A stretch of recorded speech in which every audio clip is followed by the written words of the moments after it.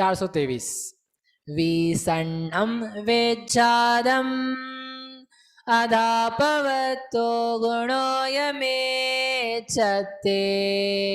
वेज्जाद गुणं सौवं सम्मे वेज्जाद परिहीणा।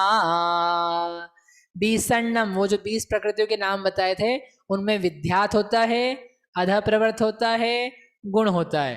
अब आगे मिच्छत्ते, जो मिथ्यात्व है, मिथ्यात्व में विज्झाद गुणम सवम, विध्यात होता है, गुण होता है, सवय मैंने सर्व होता है। और सम्य, सम्यक्त में विज्झाद परिहीणा, विध्यात को छोड़ करके सब कुछ होता है। ऐसा करके ये मिथ्यात्व का और सम्यक्त्व का नियम दिया। देखो मिथ्यात्व में कौन कौन से बोले हैं, मिथ्यात्व में कौन कौन से बोले हैं? विध्यात, विध्यात कहां से कहां तक होगा इसका? 4 से 11 तक हो सकता है। 4 से 7 में तो होने में कोई दिक्कत ही नहीं है क्योंकि विच्छुत्ति हो चुकी है, और 4 से 7 में विध्यात होता है, हो गया।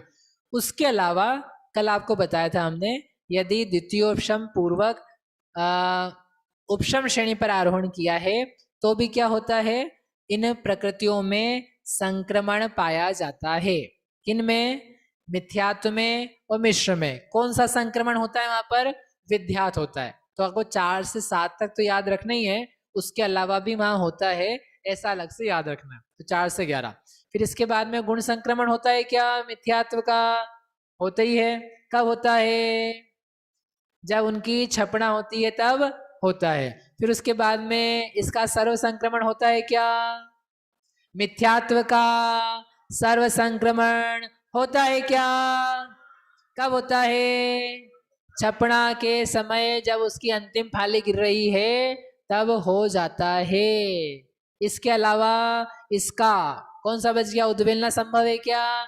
नहीं। अधा प्रवृत्त नहीं, उसका रीजन बताया था आपको अभी। केवल यही प्रकृति है जिसका आधा प्रवृत्त नहीं होगा, बाकी समय बांटना है, बाकी समय बांटना है। हाँ वहां पे भी होगा, वो जो नियम बताए वहां पे, लेकिन छपना के दौरान मुख्य रूप से होता है, बाकी सब जगह जहां आपको बताए थे वहां करना। सम्यक्त प्रकृति, सम्यक्त प्रकृति के 4 संक्रमण कौन कौन से हो सकते हैं आपको बताना है। उद्वेलना हो सकती है क्या? सम्यक्त प्रकृति की उद्वेलना होती है क्या? हाँ। विध्यात होता है क्या? विध्यात होता है क्या? क्यों नहीं होता है? क्योंकि 4 से 7 में विध्यात कहा था, 4 से 7 में कहा था, लेकिन 4 से 7 में सगुण ठाणम में अपने गुणस्थानों में मिच्छम सम्मम मिस्सम इनका संक्रमण नहीं होता। ये नियम कल पढ़ा था। संक्रमण करेंगे किसमें? पहले गुण, चौथे से 7वें गुणस्थान में अपन यदि सम्यक्त्व का संक्रमण करो तो करोगे किसमें? आप किसमें करोगे? मिथ्यात्व में करोगे, तो मिथ्यात्व बन ही नहीं रही है। मिश्र में करोगे, वो तो खुद ही दे रहा है, उसमें कैसे करेंगे? तो नहीं हो पाएगा। इसलिए चौथे से 7वें में जहां विध्यात होता है वहां इसका संक्रमण सम्यक्त प्रकृति का संभव नहीं है। ठीक है। आगे आगे कौन सा है? अध प्रवृत्त। अध प्रवृत्त संक्रमण सम्यक्त प्रकृति का होता है क्या?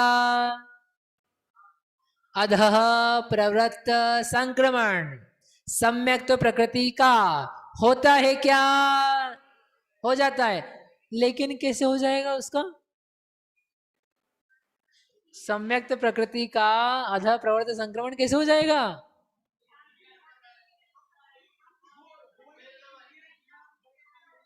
हाँ कहाँ होता है, कैसे होता है?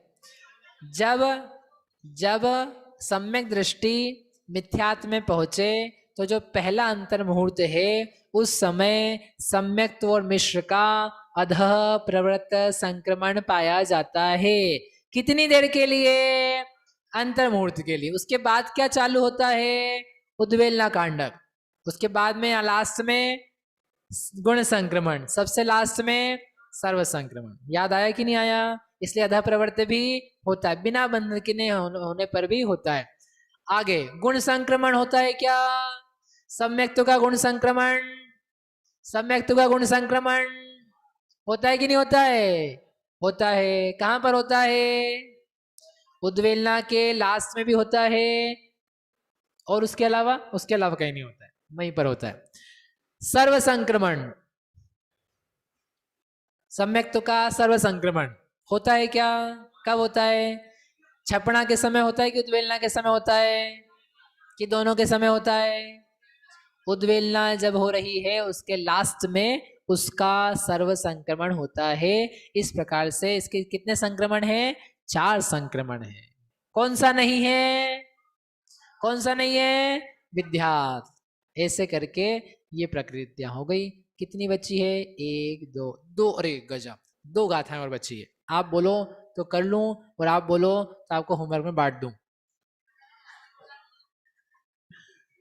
जल्दी बोलो, कर लो, ताकि क्या है कि अपना एक ही हो जाएगा। फिर उसके बाद तो बस यही जो सिंपल काम है, ये थोड़ा सा कॉम्प्लिकेटेड है।